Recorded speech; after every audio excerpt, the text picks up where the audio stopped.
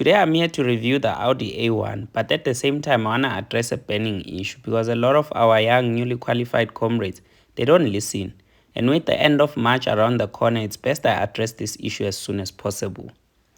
Angithi phela, you need 3 payslips to apply for car finance. So before you mess up, make sure to subscribe and share this video with your friends and family.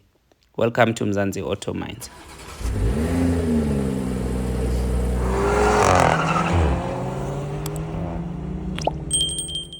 I'm sure most of you right now are more interested in the burning issue than you are to the A1 review. So let's get straight to it. Maqabanagit, let's stop this thing of making big financial decisions in front of salespeople, because when things go the opposite direction of Limpopo, you'll cry real tears and you'll be alone. If you go to the dealership to buy a Polo, don't let someone you don't know convince you that you afford an Audi A1. Number 2, balloon payment or residual payment is not the same as deposit.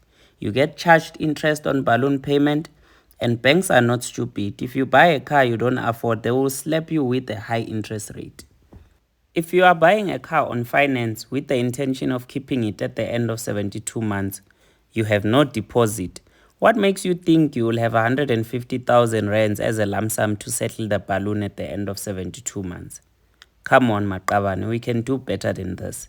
Let us use our medulla oblongata. Let's pause the issue of addressing the landmines that you guys put for yourself when applying for car finance, and let's talk about the A1. The Audi A1 comes in 3 derivatives as follows. Number 1, you've got the Audi A1 30 TFSI with a 1.0 turbocharged engine, which pushes out 85 kilowatts, and the starting price is 487,300 rands before optional extras. You then have the 35 TFSI, which has a 1.5 liter turbocharged engine pushing out 110 kilowatts, and the starting price for this one is 551,000 before optional extras also.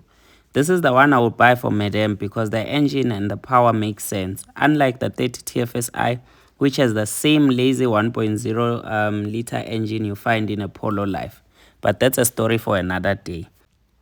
The last number in the A1 range is the 40 TFSI, which has a 2 liter turbocharged engine pushing out the same 147 kilowatts as the Polo GTI. And the starting price for this one is 594,600 rands before extras. It's important to note that on the 40 TFSI, the S-Line trim, which I'm going to touch on shortly, comes standard, but it's not standard on the other 2 models, which is the 30 TFSI and the 35 TFSI. Maqabanagiti, it is of high importance to note that the most important thing to add on any of these models to look nice is an S-Line package, which in my opinion is supposed to come standard on a 500,000 rands car. But that's just my opinion. This is a German brand at the end of the day, so here you pay. It will cost you a minimum of 15,000 rands 500 to add the advanced package, and for the full package, S-Line package, you may have to pay around 30,000 rands. On the 40 TFSI, remember, as I said, the S-Line package comes as standard. All models come with a 5-year or 100,000 kilometers maintenance plan. And for those who are thinking the Polo GTI is a better buy compared to the 40 TFSI Audi A1, you are right. I'm with you, Maqaban. But just remember, the Polo GTI only comes with a 3 years or 45,000 kilometers service plan and not a maintenance plan.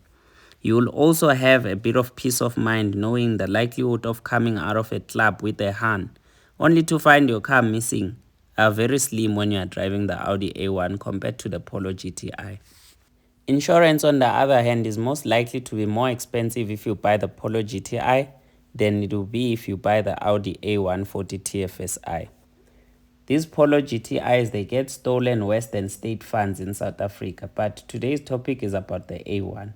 By the way, my first car was a Polo TSI, and yes, it was stolen, so I know how it feels like to lose a car. I know the taste of the real tears of losing a car.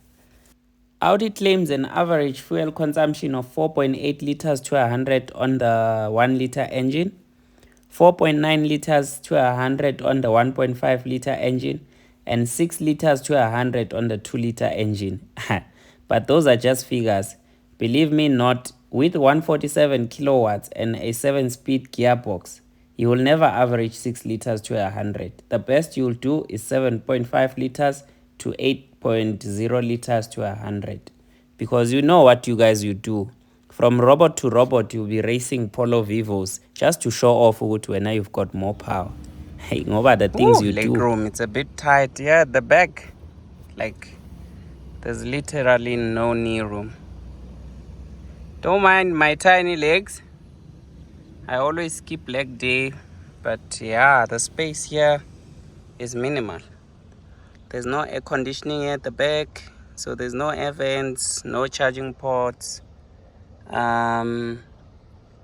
Which is a bummer, considering this is a car that's over 500,000 rands. But other than that, it still feels nice here. I'm not happy with the use of cheap plastic. Literally no soft touches at all for a car that's over 500,000 rand. I think that's a letdown. That's not a key selling point. It's definitely a deal breaker for me because I believe Audi is a premium brand and all their cars should be premium. It looks like you do not get a sunroof on any of the A1 models, which was the same story on the previous generation. And just like the boys have said it on TikTok, a car with no sunroof, umkhukhu loyo. Hayi, ngathi akuhambanga kahle. The biggest problem with the A1 is space. It's really not that different from that of a Kia Picanto, but at least the boot space is 335 liters with the seats up and 1090 liters when the seats are folded down. The fuel tank is 40 liters, and all in all the car looks nice. Insurance will rob you about 2,000 rands monthly, and you will surely spend around 14,000 to 15,000 rands monthly on this baby if you don't put a deposit or residual payment. For the record, I found 2 grown-up men at KFC arguing about balloon and deposit, and I felt some chest pains. We have a long way to go. One was saying that they do not charge you interest rate on your balloon payment or residual payment. And the other one was telling him that no, they do charge you the residual, they do charge you interest rate on the residual payment, blah, blah, blah. The one was saying, no, I'll never put deposit on a car because I can take the deposit and put it on a savings plan and then I gain interest on it. Yo, Jesus, Father God. We still have a long way to go and we have a lot to learn. Don't get me wrong, this is a very beautiful car.